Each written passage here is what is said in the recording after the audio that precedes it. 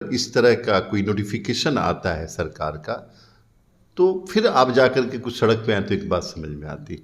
जब नोटिफिकेशन आया नहीं है और चंद ऐसे लोग जो छात्रों के दुश्मन, जो एजुकेशन के दुश्मन, जो रोज़गार के दुश्मन, उनके चक्कर में पड़ कर के अगर इस तरह की बातें करेंगे, कानून को अपने हाथ में लेने की कोशिश करेंगे, तो ये तो गलत। ये एस्टेब्लिश अगर हो जाता है आयोग में, आयोग की टेक्निकल टीम है, तो बिल्कुल टाइम मिलेगा, क्यों नहीं मिलेगा। इसमें ये कोई ऐसा मुद्दा थोड़ी है कि राष्ट्रीय जनता दल या दूसरी पार्टियों की सरकार नहीं ना है कि जो वैकेंसी निकालती है अखबार में, सेटिंग होता है दरबार में, ये नहीं होता हमारे। वो क्या प्रदर्शन करेंगे, क्या उनकी पार्टी प्रदर्शन करेगी, और प्रदर्शन से क्या हो जाएगा। वो चाहते हैं नौकरी रोकवा देना क्या, वो चाहते हैं कि ये अभ्यर्थी सड़क पे ही रहें, यही चाहते हैं वो। नमस्कार, स्वागत है आपका लाइव बिहार में। मैं हूं आपके साथ है संजीव सिंह। देखिए, 17वीं बीपीएससी नॉर्मलाइजेशन के मुद्दे को लेकर के छात्र पटना में प्रदर्शन कर रहे थे और आज प्रदर्शन के दौरान लाठीचार्ज भी हुआ और अब भी छात्र अपनी मांगों को लेकर के अरे हुए हैं और गर्दनी बाग धरना स्थल पर हैं और लगातार सरकार के खिलाफ, बीपीएससी के खिलाफ नारेबाजी कर रहे हैं और कह रहे हैं कि स्पष्टीकरण हमें आयोग दे, लिखित रूप से नोटिस जारी करे। इसी मुद्दे को लेकर के खास बातचीत करेंगे। हमारे साथ बातचीत करने के लिए GDU MLC doctor Khalid Anwar जी सीधे बातचीत करते हैं। कैसे देखते हैं जिस प्रकार से छात्र अपने मुद्दों को लेकर के, आज अपनी मांगों को लेकर के प्रदर्शन कर रहे थे, उस पर लाठीचार्ज भी हुई है, कैसे देखते हैं आप? देखिए, छात्रों को कुछ लोग यूज़ कर रहे हैं। एक ऐसा इशू जिसका माने सच्चाई से कोई दूर दूर तक लेना देना नहीं है और जिसके बारे में आयोग ने अभी सोचा भी नहीं है, उस इशू को, यानी ये नॉन इशू को इशू बना करके और छात्र अपने करियर को दांव पे लगा रहे हैं, तो गलत है, ये तो सही नहीं है। इसमें मैं जो हमारे बीपीएससी के छात्र हैं या कम्पिटिटिव एग्ज़ाम के जो भी अभ्यर्थी हैं, उन लोगों से मैं ये कहूँगा कि ऐसी चीज़ों में न पड़ें, अपनी तैयारी करें।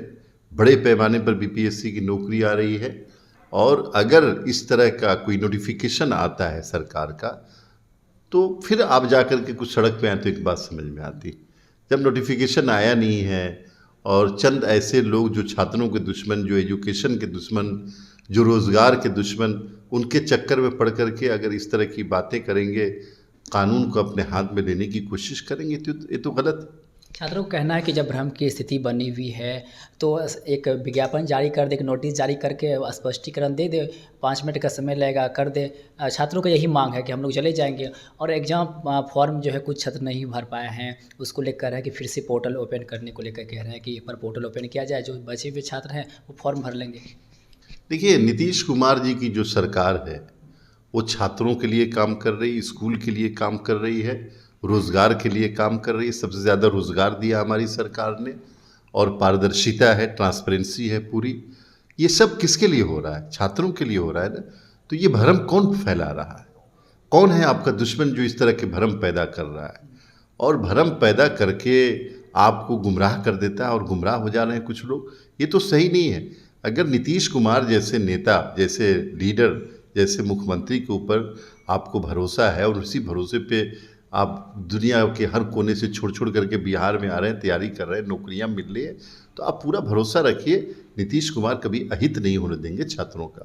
सर्वर को लेकर के कुछ छात्रों की नाराज़गी है, कह रहा है कि जब सर्वर प्रॉब्लम हुआ तो उसमें हम लोग की क्या गलती है, फिर से एक बार पोर्टल ओपन किया जाए। 3-4 दिन सर्वर प्रॉब्लम रहा जिस वजह से फॉर्म नहीं भर पाए छात्र, क्या सर्वर फिर से ओपन होगा? देखिए, टेक्निकल अगर कोई गलती है और टेक्निकलिटी की बुनियाद पर किसी को नहीं छांटा जा सकता है। हमारे सरकार की शुरू से पॉलिसी रही है।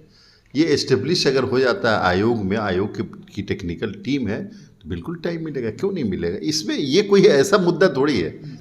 अरे एक बात समझिए, सरकार छात्रों की दोस्त है, छात्रों का भला चाहती है। सरकार चाहती है कि भाई आपको नौकरी मिले, सरकार आपके लिए वैकेंसी लेकर के आ रही है, सरकार सारी सहूलतें दे रही है, तो आपके भले के लिए काम होगा ना।